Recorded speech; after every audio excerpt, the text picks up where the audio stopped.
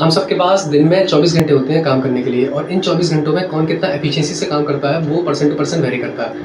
तुमने देखा होगा तुम्हारे आसपास कुछ बच्चे ऐसे होते होंगे जो कम टाइम देके भी एक चैप्टर को बहुत अच्छे लेवल पे कंप्लीट कर लेते होंगे और ऑन द अदर हैंड कुछ बच्चे ऐसे भी होते होंगे जो ज़्यादा टाइम देके भी उस चैप्टर को उतना अच्छे तरीके से कवर नहीं कर पाते होंगे। ये सारी चीज़ें एक ही शब्द पे कंबाइंड होकर आती हैं जो कि है प्रोडक्टिविटी। अब प्रोडक्टिविटी क्या है? अगर आसान शब्दों में मैं तुम लोगों को बताऊँ तो कम एफर्ट देके ज़्यादा आउटपुट निकालना ही हम प्रोडक्टिविटी कहलाता है। ठीक है, आज की इस वीडियो में मैं तुम लोगों को बताने वाला हूँ कि तुम अपनी प्रोडक्टिविटी को कैसे एनहांस कर सकते हो, जो कि मेरे पर्सनल एक्सपीरियंस पे भी बेस्ड होने वाली है। So hello everyone, I am Shivansh from IIT BHU Varanasi. तो पहली चीज़ हम सीखते हैं प्लान योर डे। अब देखो, ये जो प्लान शब्द है ना, ये तुम्हें कभी डिस्ट्रैक्ट नहीं होने देगा। तुम्हें क्या करना है, रात को सोने से पहले एक पेपर उठाओ और उस पेपर में अगले दिन की डेट डालो और पॉइंट बाय पॉइंट यहाँ लिखते चलो कि अगले दिन जो भी चीज़ तुम्हें करनी है। लेट से तुम्हें किसी चैप्टर के PYQs करने हैं या फिर कोई तुम्हें कोचिंग मॉड्यूल करना है, तुम यहाँ ऑर्गेनाइज वे में इस पेपर पे सारी चीज़ें लिखो।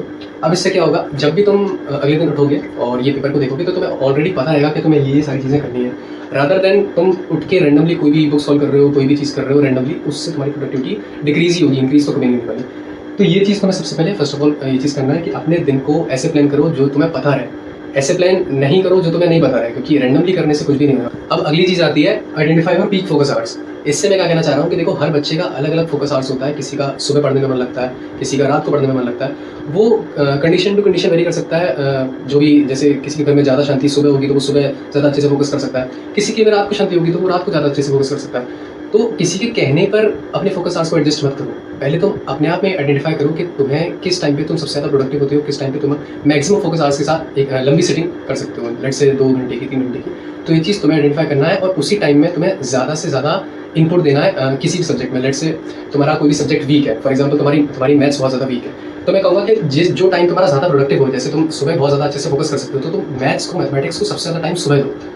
ठीक है, इससे तुम्हारी प्रोडक्टिविटी काफ़ी अच्छे से इंक्रीज होगी और तुम उस सब्जेक्ट को भी काफ़ी अच्छे से कवर कर सकते हो, rather than non productive hours में। तुम अगर मैथ्स कर रहे हो फॉर एग्जाम्पल, लेट्स से कि मैथ्स को अगर तुम नॉन प्रोडक्टिव आवर में कर रहे हो तो तुम्हारी वो प्रोडक्टिविटी उतनी अच्छी नहीं आ पाएगी जितना अच्छी तब आएगी जब तुम प्रोडक्टिव आवर में मैथमेटिक्स को कर रहे हो। फॉर एग्जाम्पल के लिए मैं बता रहा हूँ। अगली चीज़ की तरफ बढ़ते हैं, fix your sleep and stress cycle. देखो, सोना उतना ही ज़्यादा ज़रूरी है जितना ज़्यादा ज़रूरी तुम्हारी प्रिपरेशन है। अब बोल रहे हो कि ये क्या कह दिया भैया? अपने पर्सनल एक्सपीरियंस के बेसिस पे ही बता रहा हूँ।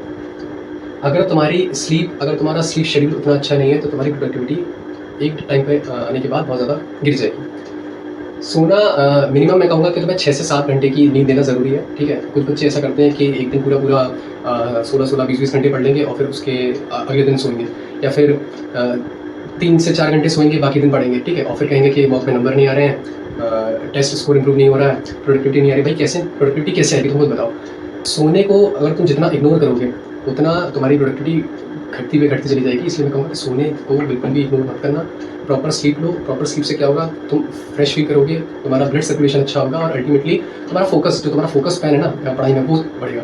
तो सोने को बिल्कुल इग्नोर मत करना और एक प्रॉपर स्लीप लो, एक प्रॉपर स्लीप साइकिल बनाओ, उसको रेगुलरली कंसिस्टेंटली फॉलो करो। तो अगली चीज़ की तरफ बढ़ते हैं, कट डाउन एनर्जी ड्रेनर्स।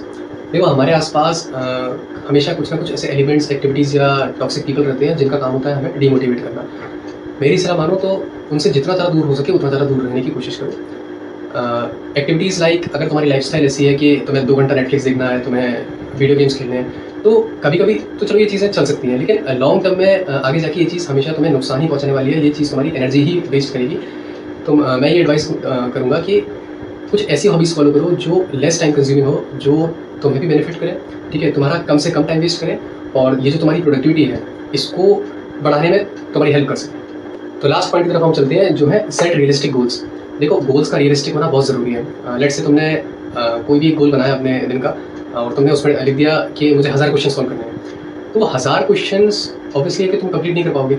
और जब वो तुम कंप्लीट नहीं कर पाओगे तो तुम्हारा माइंडसेट ऐसा हो जाएगा कि मैं जो भी गोल बनाता हूँ मुझसे पूरा नहीं हो पाता है। इसलिए मैं कहता हूँ कि हमेशा रियलिस्टिक गोल सेट करो जिसे तुम कंप्लीट कर पाओ, और वो कंप्लीट करने के बाद तुम खुद मोटिवेटेड अपने आप में हो जाओगे कि ये चीज़ मैं कंप्लीट कर पा रहा हूँ। और फिर हाँ, उसके बाद तुम धीरे धीरे उसको बढ़ा दो। जैसे तुम्हें मान लो दिन के 100 क्वेश्चन सॉल्व करने हैं, जो कि अचीवेबल।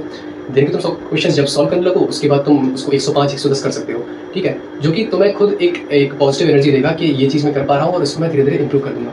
तो कभी भी अनरियलिस्टिक गोल सेट मत करना। और अगर तुम इससे भी तुम्हारी प्रोडक्टिविटी काफ़ी ज़्यादा इंक्रीज़ हो जाएगी। तुम धीरे-धीरे अपने आउटपुट, जब तुम ये इनपुट दोगे ना और जब तुम अपने आउटपुट को देखोगे कि मैं ये सारी चीज़ें कंप्लीट कर रहा हूँ, ये टारगेट्स मेरे धीरे-धीरे अचीवेबल बनते चले जा रहे हैं। रादर देन कि ये नॉन रियलिस्टिक गोल सेट करके तुम ये सोच रहे हो कि मुझसे ये चीज़ सॉल्व ही नहीं हो रही है, आगे मैं क्या ही टारगेट बनाऊँगा, और वो एट द एंड कोई काम का नहीं होता है, वो तुम्हें डिमोटिवेट कर देता है। तो मैं ये कहूँगा, हमेशा एक रियलिस्टिक टारगेट, एक रियलिस्टिक गोल्स लेके चलो दिन के। तो इन सारी चीज़ को अगर तुम फॉलो करते हो तो तुम्हारे जो प्रोडक्टिविटी है वो काफ़ी ज़्यादा एनहेंस हो जाएगी। इस चीज़ को फॉलो करके देखना, और ऐसे ही वीडियोज़ के लिए इस चैनल को सब्सक्राइब कर लेना। बाकी सारा जो लिंक्स होगा, अपने टेलीग्राम का लिंक होगा, वो मैं डिस्क्रिप्शन में दे दूँगा, यूट्यूब के डिस्क्रिप्शन में दे दूँगा। चैनल को सब्सक्राइब कर लेना, बेल आइकन को दबा देना, वीडियो को लाइक कर देना। Thanks for watching, bye.